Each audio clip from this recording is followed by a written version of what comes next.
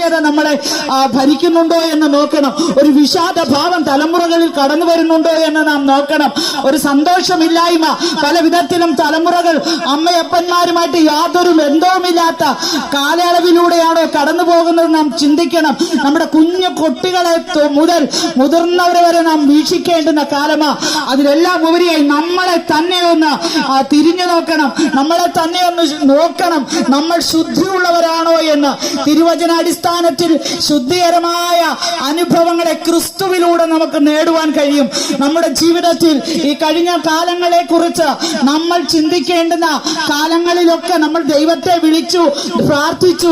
പലരും ചിന്തിക്കും, കർത്താവേ, ഞാൻ നിന്നെയല്ലേ വിളിച്ചു പ്രാർത്ഥിച്ചത്, എന്തുകൊണ്ടാണ് എന്റെ ഭവനത്തിൽ ഇങ്ങനെ വന്നത്, എന്തുകൊണ്ടാണ് എന്റെ തലമുറയ്ക്ക് ഇങ്ങനെ വന്നതെന്നൊക്കെ നാം ചിന്തിക്കുമ്പോൾ അവിടെ വിളിച്ചു പറയുന്ന സത്യം എന്ന് പറഞ്ഞാൽ കർത്താവായ യേശു ക്രിസ്തു നമ്മളോട് വിളിച്ചു പറയുന്ന സത്യമായ സുവിശേഷത്തിൽ നാം ആ സുവിശേഷം കേട്ട സുവിശേഷത്തിന്റെ ആന്തരികമായിട്ടുള്ള സംഭവങ്ങളെ മനസ്സിലാക്കി ദൈവവചനത്തിലൂടെ കടന്നു വരുന്ന ഏതൊരു വ്യക്തിക്കും അവരുടെ ഹൃദയത്തിന് മാനസാന്തരമുണ്ടാകും.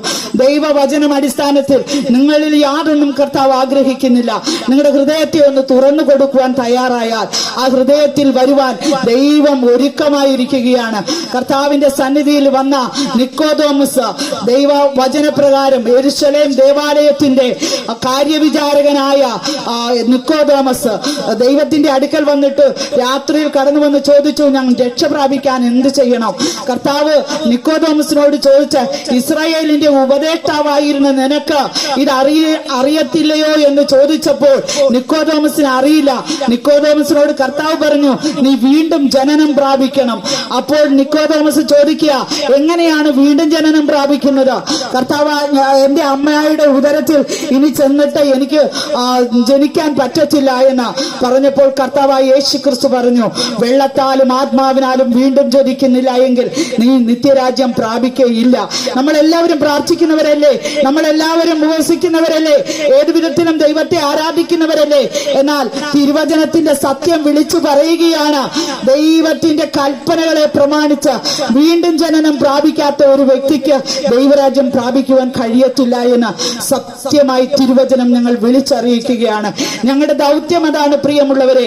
സത്യവചനത്തെ യഥാർത്ഥമായി വിളിച്ചറിയിക്കുക എന്നുള്ള ദൗത്യത്തോടെ ഇറങ്ങി തിരിച്ച ഒരു കൂട്ടം ജനമാണ് നിങ്ങളുടെ സന്നിധിയിൽ നിന്ന് നിങ്ങളുടെ കാതുകളിലേക്ക് ഈ ശബ്ദത്തെ എത്തിക്കുന്നത്.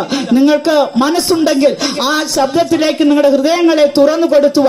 നിങ്ങൾ ആ വചനത്തിന്റെ സത്യങ്ങളെ മനസ്സിലാക്കിയാൽ നമ്മുടെ ജീവിതത്തിൽ മാറ്റമുണ്ടാകും, നമ്മുടെ തലമുറകളിൽ മാറ്റമുണ്ടാകും. എന്തുകൊണ്ടാണ് നമ്മുടെ തലമുറകൾ തെറ്റിപ്പോകുന്നതെന്ന് പലപ്പോഴും നാം ചിന്തിക്കും. എന്തുകൊണ്ടാണെന്ന് വ്യക്തമായി വിളിച്ചു പറയുവാൻ ഞങ്ങൾക്കൊരു കാരണമുണ്ട്. ഞങ്ങൾക്ക് വിളിച്ചു പറയാൻ ഒരു സത്യമുണ്ട്.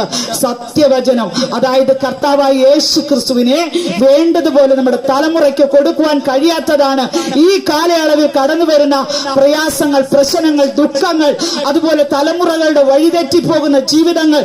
അവരുടെ ജീവിതങ്ങളെ സ്വയമേ തിരഞ്ഞെടുക്കുന്നതൊക്കെ എന്തുകൊണ്ടാണെന്ന് ചോദിച്ചാൽ കർത്താവ് പറഞ്ഞ ഉപദേശവും കർത്താവ് പറഞ്ഞ തത്വങ്ങളെയും മനസ്സിലാക്കാതെ എന്തിനെയോ വിളിക്കുന്നു, എന്തിനോ പ്രാർത്ഥിക്കുന്നു, അങ്ങനെ കടന്നു പോവുകയല്ലേ നമ്മുടെ ജീവിതങ്ങൾ. എന്നാൽ ദൈവത്തിന്റെ വചനം പറയുന്നു, മറ്റൊരുത്തനിലും രക്ഷയില്ല, നാം രക്ഷിക്കപ്പെടുവാൻ ആകാശത്തിന്റെ കീഴിൽ ഭൂമിയിൽ മനുഷ്യരുടെ നൽകപ്പെട്ട വേറെ നാമമില്ല, അത് കർത്താവായ യേശു ക്രിസ്തു എന്ന നാമമാ. കർത്താവായ യേശു ക്രിസ്തുവിൽ വിശ്വസിച്ചാൽ നീയും നിന്റെ കുടുംബവും രക്ഷ പ്രാപിക്കും. ആ രക്ഷ നിത്യരക്ഷ, രക്ഷയുടെ സന്ദേശമാണ് ഞാൻ നിങ്ങളെ അറിയിക്കുന്നത്.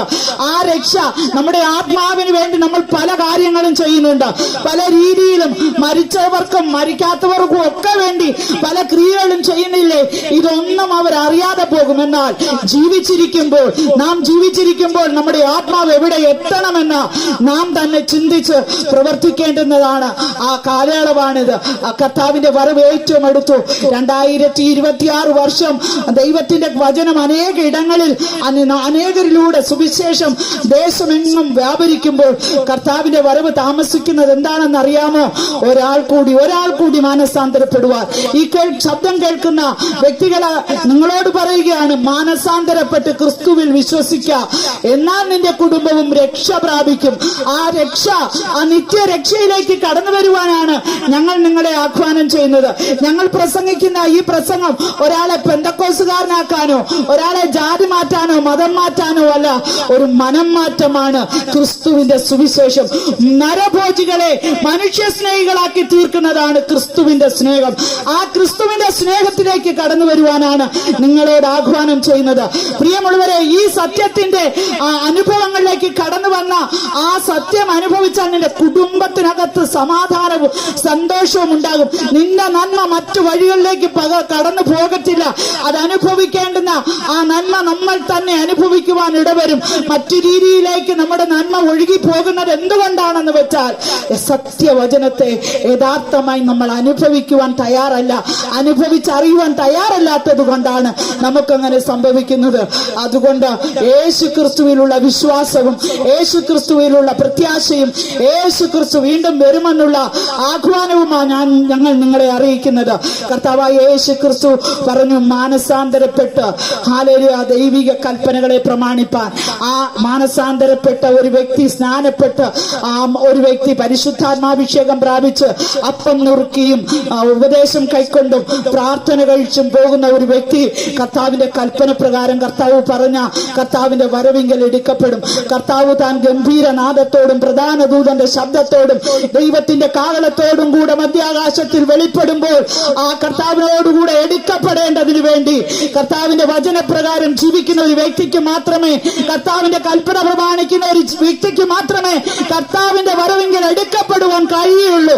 അതുകൊണ്ടാണ് ക്രിസ്തുവിൽ മരിച്ചവർ മുമ്പേ ഉയർത്തെഴുന്നേൽക്കുകയും പിന്നെ ജീവനോടെ ശേഷിക്കുന്ന നാം അവനോടുകൂടെ സ്വർഗത്തിൽ കർത്താവിനോടുകൂടെ എടുക്കപ്പെടും. എടുക്കപ്പെടണമെങ്കിൽ കർത്താവിൽ ജനിച്ച്, കർത്താവിൽ ജീവിച്ച്, കർത്താവിൽ മരിച്ച്, കർത്താവിൽ ഉയർത്തെഴുന്നേൽക്കുവാൻ നമ്മൾ ഓരോരുത്തരെയും നമ്മുടെ ജീവനെ കൊടുക്കുവാൻ തയ്യാറാണെങ്കിൽ ദൈവം നിങ്ങളുടെ അനുഭവങ്ങളിലേക്ക്, നിങ്ങളുടെ അവസ്ഥകളിലേക്ക്, നിങ്ങൾ ഏത് അവസ്ഥയിലായിരിക്കുന്നുവോ ആ അവസ്ഥയിൽ കടന്നു വന്ന് നിങ്ങളുടെ അവസ്ഥകൾക്ക് മാറ്റം വരുത്തുന്നവനാണ് കർത്താവായ യേശു ക്രിസ്തു. ആ കർത്താവായ യേശു ക്രിസ്തുവിൽ വിശ്വസിച്ചാൽ നീയും നിന്റെ കുടുംബവും രക്ഷ പ്രാപിക്കുമെന്നുള്ള രക്ഷയുടെ സന്ദേശം അറിയിച്ചുകൊണ്ട് ഈ എളിയ പ്രഭാഷണത്തിൽ നിന്നും വിരമിക്കുന്നു. ദൈവം നമ്മളെ ഏവരെ അനുഗ്രഹിക്കുമാറാകട്ടെ. ആമേൻ. ദൈവിക സന്ദേശം അറിയിച്ച പ്രിയ സുരസിസ്റ്ററെ ദൈവം ധാരാളം അനുഗ്രഹിക്കട്ടെ. കേട്ട വചനം എല്ലാവരുടെ ഹൃദയങ്ങളിൽ ആഴമായി 10, 30, 60, 100 മേനിയായി വിളവ് പ്രാപിക്കേണ്ടതിനായി ദിവസം നമുക്ക് ഒരുമിച്ച് പ്രാർത്ഥിക്കാം. ഈ ദേശത്തെയും ഇവിടെ നടക്കുന്ന പ്രത്യേക കൂട്ടായ്മയും ദൈവം അനുഗ്രഹിക്കട്ടെ. എന്ന ഗാനങ്ങൾ ആലപിച്ച പ്രിയപ്പെട്ടവർ, ഇതിനോടൊപ്പം സഹകരിച്ച എല്ലാ ദൈവമക്കളും, ദൈവദാസന്മാർ എല്ലാവർക്കും പ്രത്യേക റാഫ മിനിസ്ട്രീസിന്റെ നന്ദി അറിയിക്കുന്നു. ഇപ്പോൾ സന്തോഷ് ബ്രദർ മുമ്പോട്ട് കടന്നു വന്ന് ചുരുക്കമായി പ്രാർത്ഥിച്ച ആശീർവാദത്തോടെ നമുക്ക് മീറ്റിംഗ് അവസാനിപ്പിക്കാം. ദൈവം നമ്മെ ഒരുമിച്ച് അനുഗ്രഹിക്കട്ടെ. പ്രാർത്ഥിക്കാം. പരിശുദ്ധനായ ദൈവമേ, സ്വർഗ്ഗീയ നല്ല പിതാവേ, അനുഗ്രഹിക്കപ്പെട്ട നല്ല സമയത്തിനായി ഞങ്ങൾ അങ്ങേ സ്തുതിക്കുന്നു കർത്താവേ. കഴിഞ്ഞ നിമിഷങ്ങളിൽ കർത്താവേ, ഈ ദേശത്ത് കർത്താവേ, ദൈവമേ, ഈ ആലയിൽ കർത്താവേ കടന്നു വന്ന് കർത്താവിന്റെ മാറ്റമില്ലാത്ത വചനങ്ങളെ പ്രസ്താവിപ്പാനും കർത്താവെ പാടുവാനെല്ലാം കർത്താവ് നടുഭിഷിക്തന്മാരെ ഒരുക്കിയതിനായി സ്തുതിക്കുന്ന കർത്താവെ. കേട്ടതായ ദൈവിക വചനങ്ങൾ കർത്താവ് ഈ ദേശത്തിന് കർത്താവെ, ഇവിടെ ആയിരിക്കുന്ന എല്ലാ വ്യക്തി ജീവങ്ങൾക്കും കർത്താവെ ഏറെ അനുഗ്രഹമായി തീരുവാൻ ദൈവം സഹായിക്കണമെന്ന് പ്രാർത്ഥിക്കുന്നു കർത്താവെ. ഹല്ലേലൂയ. മാനസികമായി ശാരീരികമായി കർത്താവെ വിധകൾ അനുഭവിച്ച് കർത്താവെ, ഹല്ലേലൂയ, സമാധാനമില്ലാതെ സന്തോഷമില്ലാതെ കഴിയുന്ന പ്രിയപ്പെട്ടവർ കർത്താവെ ഞങ്ങളുടെ വചനങ്ങൾ ശ്രവിച്ചിട്ടുണ്ടെങ്കിൽ കർത്താവെ, അതേമേ അവരുടെ ഹൃദയങ്ങളോട് കർത്താവ് സംസാരിക്കുമാറാകണമെന്ന് പ്രാർത്ഥിക്കുന്നു. ദൈവനാമം മഹത്വപ്പെടേണ്ടതിനു വേണ്ടി പ്രാർത്ഥിക്കുന്നു. എത്രത്തോളം സമയം കർത്താവിന്റെ നാമത്തെ ഉയർത്തുവാൻ കർത്താവ് ഒഴുക്കിയ നല്ല അവസരങ്ങൾക്കായി നന്ദി ഒരിക്കൽ കൂടി പറഞ്ഞുകൊണ്ട് കർത്താവെ ഞങ്ങളുടെ സന്നിധിയിൽ സമ്പൂർണ്ണമായി താഴ്ത്തി സമർപ്പിക്കുന്നു. സകലം യേശു കർത്താവിന്റെ നാമത്തിൽ അപേക്ഷിക്കുന്നു. ദൈവം നീ കേൾക്കണമേ, സ്വർഗ്ഗീയ നല്ല പിതാവേ. ആമേൻ. നമ്മുടെ പ്രാർത്ഥന കേട്ടതിനായി നമുക്ക് സ്തോത്രം ചെയ്യാം. ഈ ദേശത്തിനായി നമുക്ക് സ്തോത്രം ചെയ്യാം. കേട്ട വചനങ്ങളും ദൈവിക ഗാനങ്ങളും അനേക ഹൃദയങ്ങളിൽ ഇന്ന് രാത്രി രൂപാന്തരം വരുത്തുവാൻ ദൈവം ഇടയാക്കേണ്ടതിനായി പരിശുദ്ധാത്മാവ് ലുദിയായുടെ ഹൃദയത്തെ തുറന്നതുപോലെ അനേക ഹൃദയങ്ങളെ തുറക്കുവാൻ ഈ സഭയ്ക്ക് ദേശത്തിന് വിടുതലായി തീരുവാൻ കർത്താവ് സഹായിക്കട്ടെ. ആശീർവാദത്തിൽ നമുക്ക് മടങ്ങാം. ആകാശവും ഭൂമിയെ സൃഷ്ടിച്ച പിതാവായ ദൈവത്തിന്റെ സ്നേഹവും പുത്രനായ യേശുക്രിസ്തുവിന്റെ കൃപയും നിരന്തരം നമ്മെ ആശ്വസിപ്പിച്ച് വഴി നടത്തുന്ന പരിശുദ്ധാത്മാവിന്റെ സാമീപ്യവും സഹവാസവും കൂട്ടായ്മയും പരിപാലനവും കാവലും പ്രിയരെ നാം എവരുടെ മേലും ഓർത്ത് പ്രാർത്ഥിക്കുന്ന സമസ്ത വിഷയങ്ങളുടെ മേലും ദേശത്തിന്റെ മേലും ഇന്ന് കേൾപ്പിച്ച ദൈവവചനത്തിന്റെ മേലും ഗാനങ്ങളുടെ മേലും അതിന്റെ പിന്നിൽ പ്രവർത്തിച്ച പ്രിയപ്പെട്ടവരുടെ മേലും മടക്കയാത്ര മേലും എപ്പോഴും കർത്താവ് രണ്ടാമത്തെ തുടങ്ങിയവരുള്ള ഉണ്ടായിരിക്കുമാറാകട്ടെ. ആമേൻ. നമുക്ക് ഈ രാത്രി ചെയ്യുന്ന കർത്താവിന് നന്ദിയോടെ ഹല്ലേലൂയ പാടാം. Hallelujah, hallelujah, hallelujah. കർത്താവായ യേശുവേ, വേഗം വരണമേ. God bless you. ദേശത്ത് ഞങ്ങളെ ശ്രമിച്ച എല്ലാവർക്കും ഒരിക്കൽ കൂടെ IPC നസ്രത്ത് സഭയുടെ പ്രത്യേക നന്ദി പ്രത്യേകം ഈ അവസരത്തിൽ അറിയിക്കുന്നു. ഗാനങ്ങൾ ആലപിച്ച പ്രിയപ്പെട്ടവർ, മറ്റ് സൗണ്ട് എഞ്ചിനീയർ അബ്രഹാം, ഈ ഭവനം എല്ലാവർക്കും നന്ദി അറിയിക്കുന്നു. God bless you.